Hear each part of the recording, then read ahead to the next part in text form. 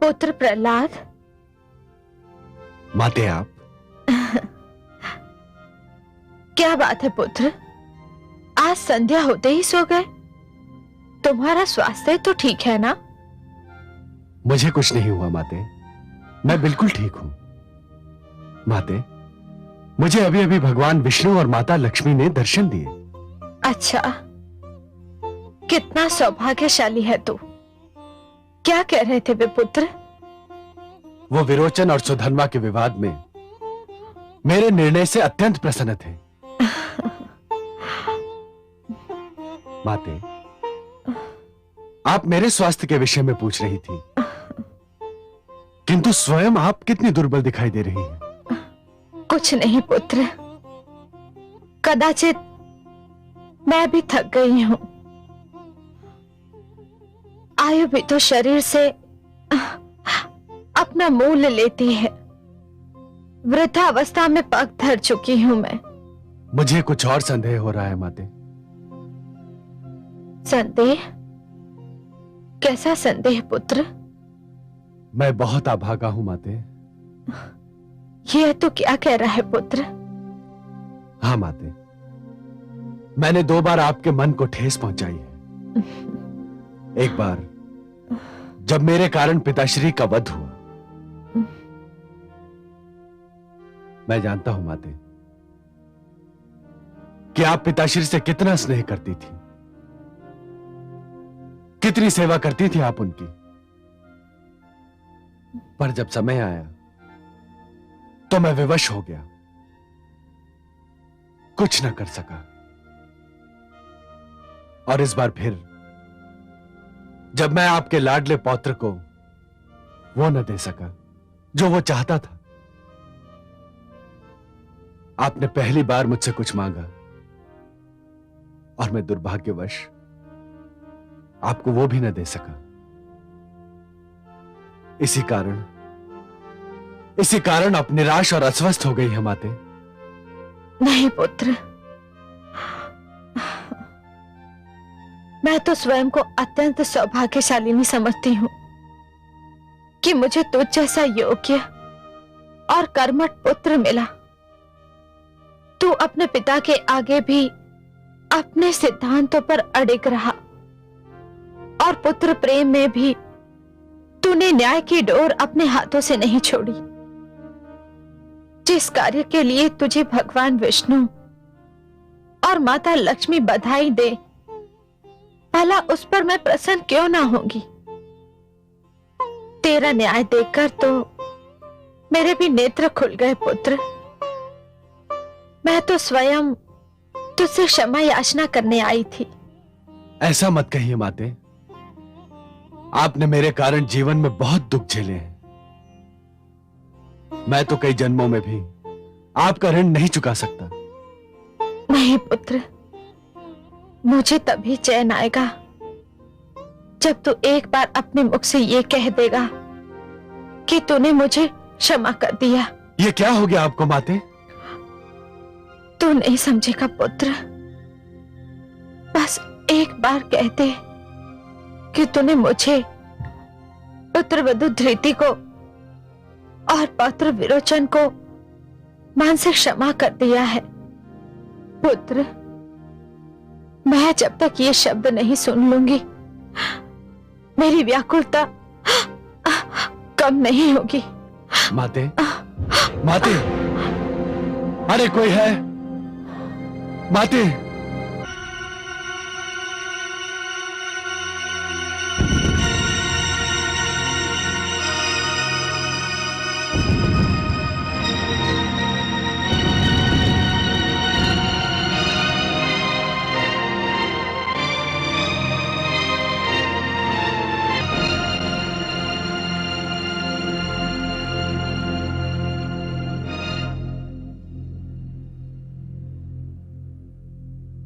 शिष्य विरोचन, उधर क्या देख रहे हो? जिधर सूर्य अस्त हो चुका है उस दिशा की ओर देखो जिधर से नया सूर्य निकलने वाला है। डूबता सूर्य हमारे किस काम का? गुरुदेव, मैं उस ओर इसलिए देख रहा था कि जिस प्रकार आकाश का सूर्य अस्त हो चुका है उसी प्रकार मेरे सौभाग्य का सूर्य भी अस्त हो चुका है। यदि कन्या के न मिलने से असुरलोक के महान युवराज के सौभाग्य का सूर्य अस्त हो सकता है, तब तो ये समझ लेना चाहिए कि समस्त असुरलोक के भविष्य का सूर्यास्त हो गया।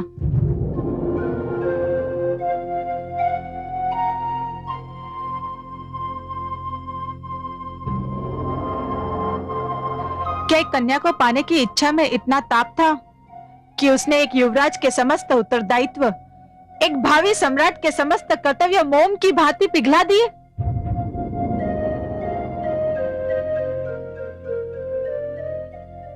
मुझसे इतने ऊंचे स्वर में बात करने का साहस आज तक किसी कन्या ने नहीं किया। और मैंने जिस युवराज को आदर्श माना था, उसके साहस का स्वर इतना नीचा भी हो सकता है? कौन हो तुम? ये दानवराज तारकासुर के महामंत्री विशालाक्ष की सुपुत्री विशालाक्षी है शिष्य। परंतु ये यहां क्या कर रही है? ये युवती अपने पिताश्री की अनुमति लेकर अपने लिए वर ढूंढने निकली है। दिन भर वर की खोज में व्यस्त रहती है और रात्रि को किसी मंदिर में जाकर शरण लेती है। ना जाने इसकी ये यात्रा कब समाप्त होगी। मुझे लगता था कि मेरी यात्रा समाप्त हो चुकी है कुलगुरु, किंतु युवराज, राजमाता का स्वास्थ्य अचानक बिगड़ गया है। महाराज ने आपको तुरंत आने का आदेश दिया है। क्या क्या हुआ दादीश्री को? पता नहीं युवराज, किंतु आपको तुरंत बुलाया है। चलो। कुलगुरु, मैं भी उस महान देवी के दर्शन करना चाहती हूँ जिसने सम्राट प्रहलाद जैसे महान व्यक्तित्व को जन्म दिया है। अवश्य पुत्री, आओ मेरे साथ। इतना कठोर दंड मत दीजिए मुझे माते। मेरे लिए तो माता भी आप हैं और पिता भी। आपके बिना रहने का न मुझे अभ्यास है और न कभी मैंने इसकी कल्पना की है। मेरा साहस टूट जाएगा माते, मैं टूट जाऊंगा माते।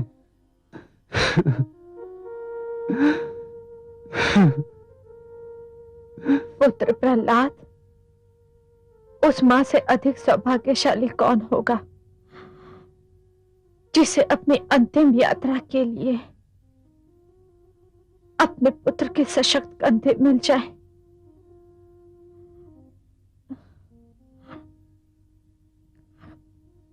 पौत्र विरोचन कहाँ है? दादीश्री, दादीश्री, ये क्या हो गया दादीश्री? पौत्र, दादीश्री, यदि आपके मन पर आघात इसलिए लगा है क्योंकि पिताश्री का निर्णय मेरे विरुद्ध गया था, तो आप उसे भूल जाइए। दादीश्री, हम सब अपने सिर पर आपकी स्नेह छाया देखना चाहते हैं। नहीं पौत्र, सारे सपने साकार हो चुके हैं। बस एक खटक मन में लेकर जा रही हूं। आदेश दीजिए माते। क्या खटक रह गई आपके मन में माते? बस एक इच्छा अधूरी रह गई। पौत्र विरोचन मेरे ही जीवन में राजा बन जाता, परंतु जीवन की हर इच्छा पूरी तो नहीं हो पाती। आपकी ये इच्छा अवश्य पूर्ण होगी माते। मैंने स्वयं संन्यास लेने का निर्णय कर लिया था। मैं आपको बताने ही वाला था कि आपका स्वास्थ्य बिगड़ गया। पिताश्री, ये इन सब बातों का समय नहीं है। नहीं पुत्र, यही समय है, यही उचित समय है। अब यह कार्य अभी होगा, इसी समय होगा। आप बहुत उचित समय पर आ गए गुरुदेव। यह कार्य अभी संपन्न होना है। दासी,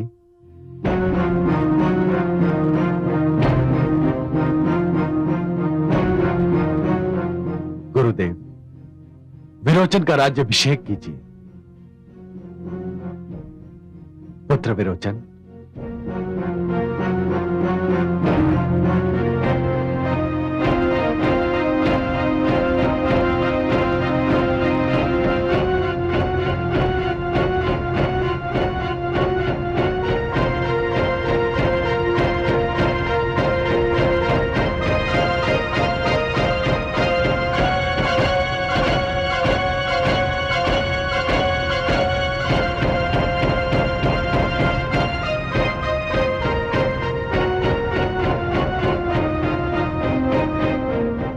स्वस्ति न इंद्रो वृद्धसवा, स्वस्ति नो पुरुषो विश्ववेदा, स्वस्ति नो शत्रु न अरिष्टनेमि, स्वस्ति नो बृहस्पति दीर्घातु।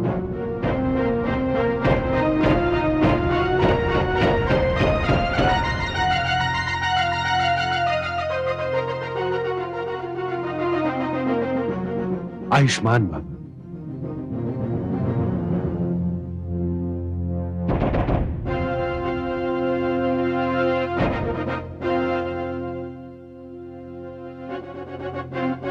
प्रणाम दादीश्री।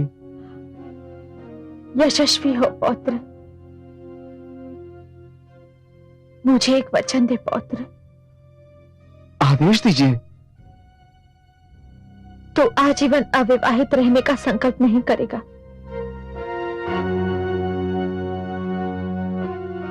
विवाह अवश्य करेगा पौत्र। हमारा वंश चलाएगा।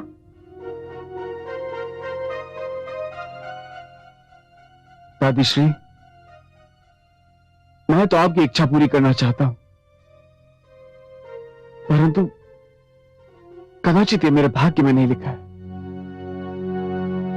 अपने व्यवहार के कारण मैं दीपावली के योग्य नहीं रहा, और लगता है आज भी भाग्य ने यह अवसर मुझसे छीन लिया। नहीं युवराज,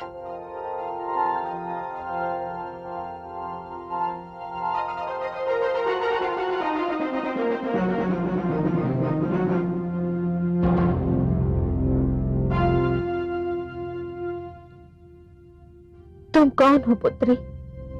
मैं दानवराज तारकासुर के महामंत्री विशालाक्ष की पुत्री विशालाक्षी हूं। हे महादेवी, मैं अपने लिए वर ढूंढने निकली थी। मैंने युवराज विरोचन को देखा तो मुझे लगा कि मुझे और भटकना नहीं पड़ेगा। मैं आपसे निवेदन करती हूं कि यदि आप मुझे युवराज के योग्य समझें तो मैं उनसे विवाह के लिए तैयार हूं। परंतु मेरे पास इतना समय नहीं है पुत्री। यदि आप अनुमति दें तो मैं अभी इसी समय युवराज से गंधर्व विवाह कर सकती हूँ। चुक चुक जियो पुत्री। तुमने मेरी अंतिम यात्रा सरल कर दी। मेरी सारी इच्छाएं पूरी हो गई। हे गुरुदेव, इस मंगल कार्य को अभी कर दीजिए। अब मेरे पास अधिक समय नहीं है। पुत्र विरोचन,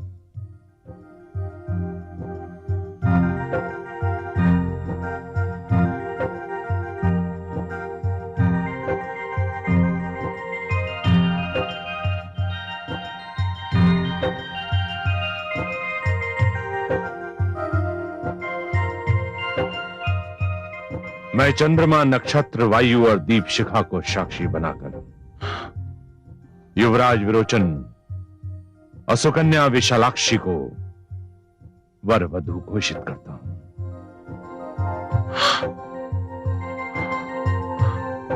पुत्र प्रहलाद, दादीश्री, माताश्री, दादीश्री, माताश्री।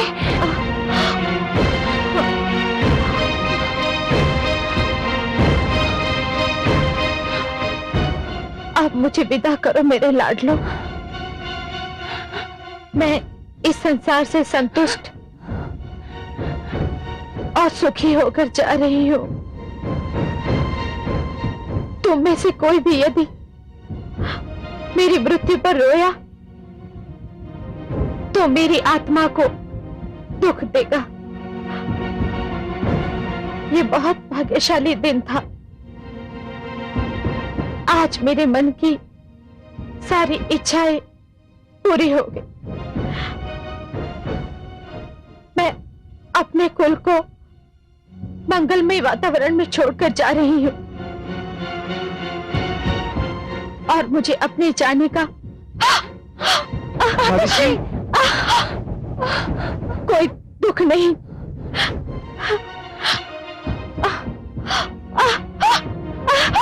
माताश्री, दादीश्री, माताश्री, माते, माते।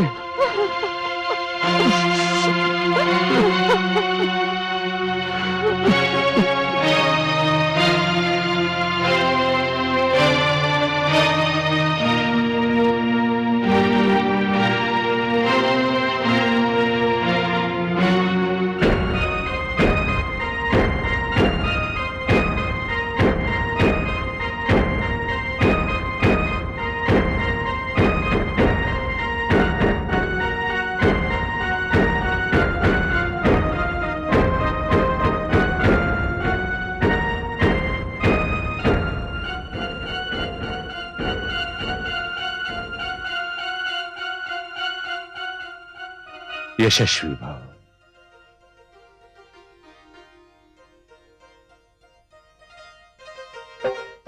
आयुष्मान भव।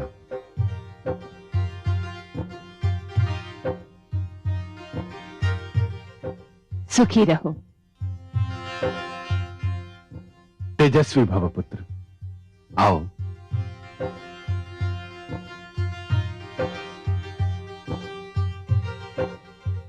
सिंहासन पर विराजो, अपना राजकाज संभालो और जनता को न्याय दो। पिताश्री, मैं आपसे अब भी यही विनती करता हूं कि आप अपना निर्णय बदल दें। असुरलोक को आपकी आवश्यकता है, मुझे आपकी आवश्यकता है और प्रजा भी यही चाहती है। पिताश्री, आपके होते हुए मैं स्वयं को इस सिंहासन के योग्य नहीं समझता। योग्यता तब तक सिद्ध नहीं की जा सकती जब तक उत्तरदायित्व की चुनौती स्वीकार न की जाए। पुत्र, हर पीढ़ी का कर्तव्य है कि वे नई पीढ़ी को आगे आने और अपनी योग्यता दिखाने का अवसर दे। मुझे बहुत प्रसन्नता है कि तुम मेरे रहते ही सिंहासन पर बैठ रहे हो और मुझे विश्वास भी है कि तुम अपने उत्तरदायित्व को भली भांति निभाओगे।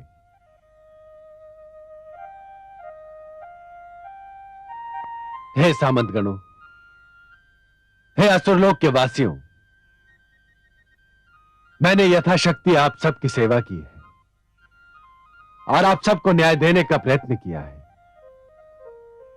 मुझे आशा ही नहीं विश्वास है कि आप सब मेरे पुत्र को भी वही सहयोग देंगे जो आपने मुझे दिया। अब मुझे अनुमति दीजिए और मुझे विदा कीजिए।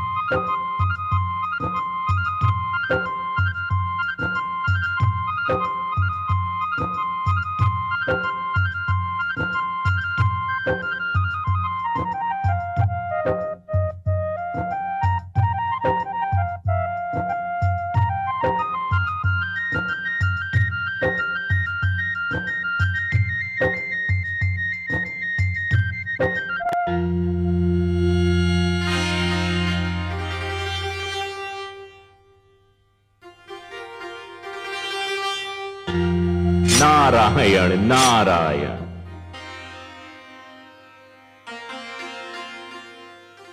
आज बड़ी प्रसन्न दिखाई दे रही हैं माते। हाँ देवर्षि, मेरा पुत्र प्रहलाद कितना महान है। ऐसे महान भक्त और महान त्यागी को सारा संसार कभी भी भुला न पाएगा। जो उसने आज किया वो सदा के लिए एक उदाहरण बनकर रह जाएगा। आपका संकेत किस महानता की ओर है माते? देवर्षि, सत्ता और सिंहासन कौन छोड़ता है? पुत्र हर पल ये आस लगाए रखता है कि उसके पिता का अंत हो जाए और सत्ता उसके हाथ आ जाए, और पिता हर पल पुत्र की ओर संदेह से देखता है कि कहीं उसका पुत्र उससे उसकी सत्ता छीन न ले। किंतु मेरे पुत्र प्रहलाद ने स्वयं अपने सिर से मुकुट उतारकर अपने पुत्र को सत्तारूढ़ किया है। मेरा पुत्र चाहता तो कई वर्ष तक राज कर सकता था। उसकी भुजाओं में बल था, उसकी विचार शक्ति तब भी प्रबल थी, और उसकी प्रजा तब भी उस पर अपने प्राण न्यौछावर करती थी। फिर भी उसे राज्य का मोह नहीं था। ये भक्ति का प्रभाव था, विवेक का प्रमाण था माते। प्रहलाद ने यह रहस्य जान लिया था कि हर पीढ़ी को चाहिए कि वो आने वाली पीढ़ी को प्रोत्साहन दे, उसे आगे बढ़ने और जीवन का भार स्वयं उठाने का अवसर दे। मेरे पुत्र का जीवन तो तप और त्याग का एक जीता जागता उदाहरण है। असत्य पर सत्य की विजय की कथा तो उसी से आरंभ होती है और उसी पर उसका अंत होता है। कहीं तो मैं आपसे सहमत नहीं हूं माते। क्यों देवर्षि, आप मुझसे सहमत क्यों नहीं? मैंने कोई अनुचित बात तो नहीं कही। अनुचित बात तो नहीं कही आपने माते, किंतु भावुकता से परिपूर्ण बात अवश्य कह दी। मैं समझी नहीं देवर्षि। इसे भले ही कोई विडंबना कहे, किंतु ब्रह्मांड में सत्य और असत्य, धर्म और अधर्म, इनका जन्म तो एक साथ ही हुआ है, और इनका अंत भी तभी होगा माते जब पूरे ब्रह्मांड का अंत हो जाएगा। और जब तक ब्रह्मांड का अंत नहीं होता तब तक सत्य और असत्य, धर्म और अधर्म, इनका संघर्ष तो चलता ही रहेगा माते। यदि ऐसा न हो तो महानता और हीनता की परीक्षा कैसे हो? माते, सत्य तो यह है कि यदि असत्य न हो तो सत्य की महानता का ज्ञान कैसे हो? अधर्म न हो तो धर्म की पवित्रता का पता कैसे चले? ये युद्ध तो सदा से चलता रहा है माते, और चलता ही रहेगा। तो क्या असत्य कभी सत्य से नहीं हारेगा? हारेगा माते, अवश्य हारेगा। जब भी असत्य और सत्य के बीच युद्ध होगा, असत्य ही हारेगा, किंतु वह अपनी हार कभी मानेगा नहीं। अवसर पाते ही वह अपना सिर फिर उठाएगा और सत्य पर आघात करने की चेष्टा करेगा। माते, सूर्य के तेज से भयभीत होकर अंधेरा भाग जाता है, किंतु जैसे ही दिन भर की यात्रा करने के उपरांत सूर्य थककर चूर हो जाता है, अंधेरा पुनः अपना सिर उठाने लगता है। इसी प्रकार माते, असत्य भी सत्य के समक्ष खड़ा नहीं हो सकता, किंतु समय के साथ साथ जब सत्य शिथिल पड़ जाता है, असत्य फिर अपना रंग दिखाने लगता है। तो इसका अर्थ यह हुआ कि प्रहलाद ने जिन आसुरी शक्तियों का दमन किया था, वो एक बार फिर सिर उठाने के लिए व्याकुल हैं और केवल अवसर खोज रही हैं। आपका अनुमान सर्वथा सत्य है माते। देवर्षि, क्या असुर लोक में फिर कोई नया उत्पात जन्म लेने वाला है? क्या इतिहास स्वयं को दोहराने वाला है? माते, यदि प्रहलाद की संतान और उसकी संतान की संतान ने इतिहास से सीख नहीं ली, तो उसे इतिहास दोहराने का दंड तो अवश्य ही मिलेगा। मेरा मन तो कांप रहा है, न जाने क्या होने वाला है आगे। माते, ये मैं खुलकर इसलिए नहीं बता सकता क्योंकि ये मेरे पिताश्री ब्रह्मा का क्षेत्र है। भाग्य विधाता तो वही हैं। उन्होंने प्रहलाद की संतान के भाग्य में क्या लिख दिया है, यह तो वही बता सकते हैं। मेरा कार्य तो सृष्टि की रक्षा के लिए अपने नारायण का संदेश घर घर में पहुंचाना है। माते, ये न भूलिए कि दैत्य गुरु शुक्राचार्य अब भी उन्हीं के बीच हैं। उनके अपमान के घाव ऊपर से दब तो गए हैं, किंतु अंदर से भरे नहीं हैं। माते, जब भी अहंकार की पुरवाई चलती है, उनके घावों में टीस फिर से उठने लगती है।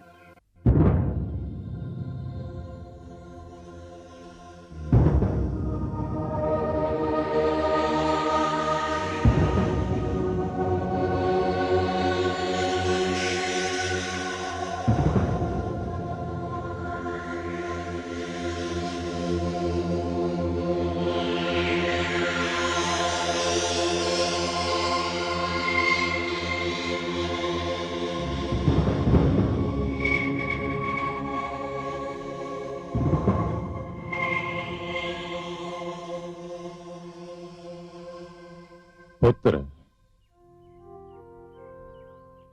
पिताश्री आप?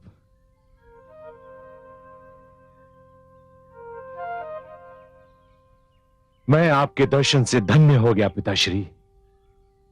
विश्वास कीजिए, कई दिनों से इच्छा हो रही थी कि मैं स्वयं चलकर आपके चरणों में शीश नवाऊं, परंतु अवसर नहीं मिला, यही ना? मैं जानता हूं पुत्र, महाराज प्रहलाद के संन्यास पर जाने के उपरांत तुम्हारे दायित्व का बोझ बढ़ चुका है। हां पिताश्री, यह सत्य है। मेरा शिष्य विरोचन मार्गदर्शन के लिए मुझ पर आश्रित रहता है, और मैं भी उस पर अपने पुत्र जैसा स्नेह रखता हूं। परंतु पिताश्री, मैं जानता हूं कि विश्व में आपसे बड़ा ज्योतिषाचार्य और कोई नहीं, इसलिए मुझे शंका हो रही है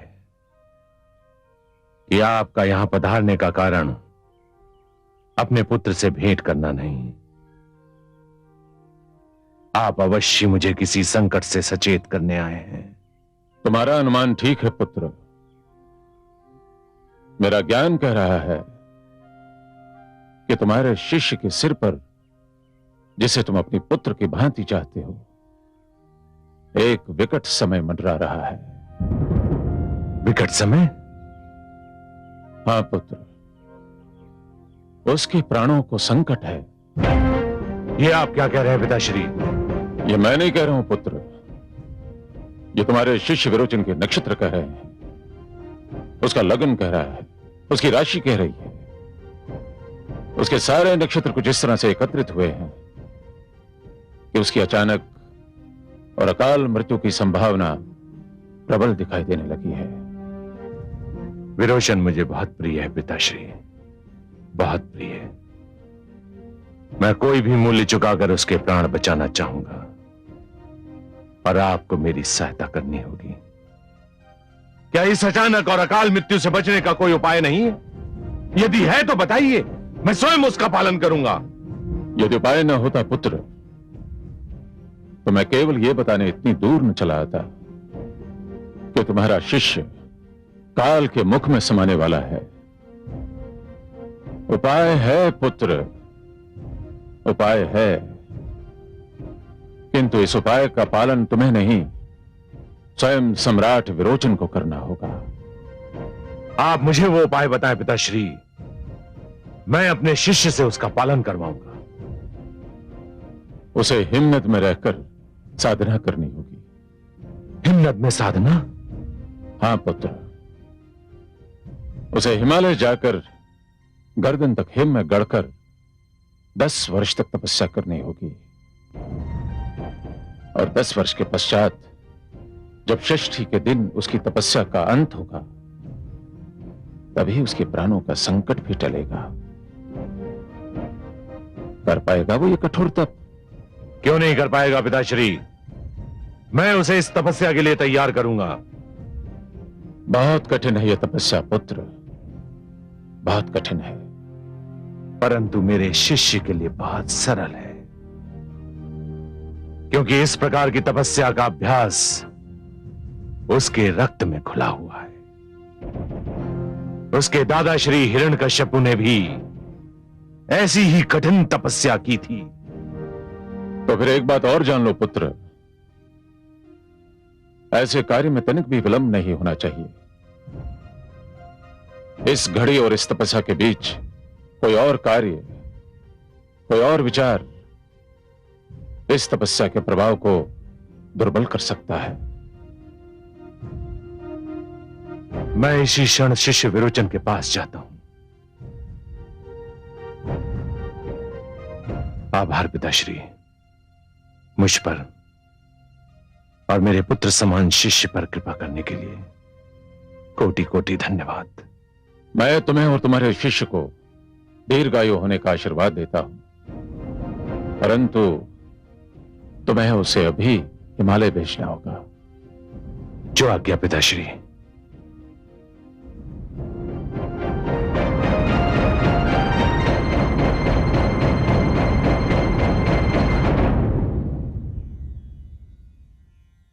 इसी समय गुरुदेव?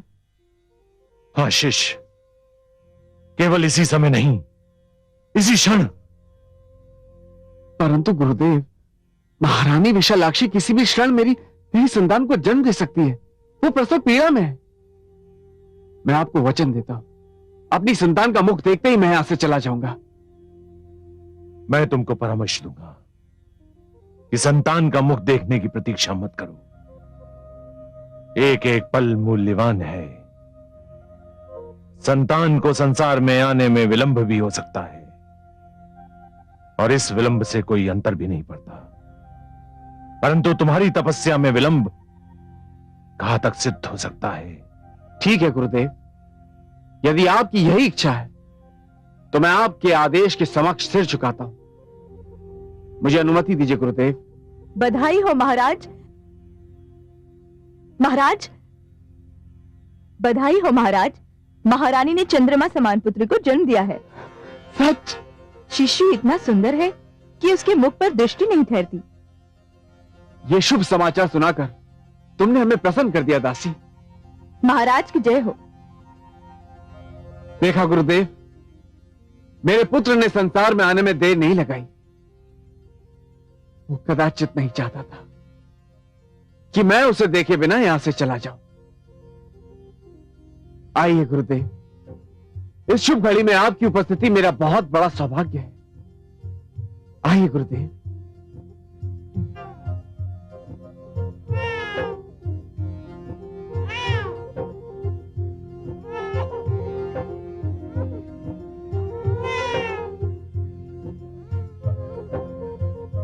महारानी, महाराज और कुलगुरु पधार रहे हैं।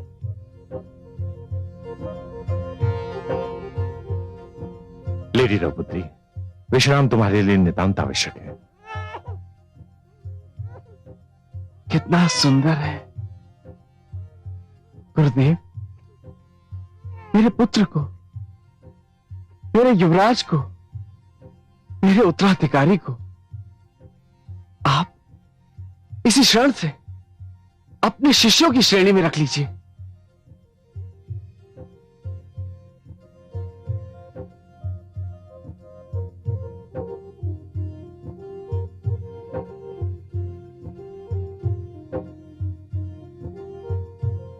मैं इसका गुरु बनना स्वीकार करता हूं। तो फिर अपने नवजात शिष्य को कोई सुंदर सा नाम भी दे दीजिए गुरुदेव। इसका नाम तो मैंने इसके जन्म लेने से पहले ही सोच लिया था। यह नन्हा सा शिशु एक नए युग का निर्माता होगा, एक नई परंपरा का जन्मदाता, एक नए इतिहास का रचयिता होगा। मैंने इसका नाम सोचा है। इसका नाम होगा